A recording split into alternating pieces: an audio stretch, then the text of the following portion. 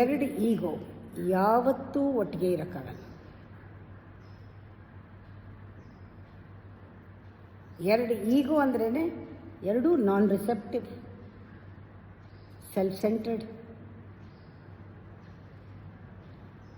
ಅಕಸ್ಮಾತ್ ಎರಡಿದ್ದಾಗ ಫೈಟ್, ಈಗೋ means fight, ಈಗೋ means conflict. ಅಕಸ್ಮಾತ್ ಒಂದು ಸರೆಂಡರ್ ಆದರೆ ಇನ್ನೊಂದು ಡಾಮಿನೇಟ್ ಮಾಡುತ್ತೆ. ಇದು ಸುಮ್ಮನೆ ಇರಲ್ಲ, ಇದು ಡಾಮಿನೇಟ್ ಆದ ತಕ್ಷಣ ಇದು ಫೈಟ್ ಮಾಡೋಕ್ಕೆ ಹೇಳುತ್ತೆ ಮೇಲೆ, ತಾನು ಡಾಮಿನೇಟ್ ಆಗೋಕ್ಕೆ.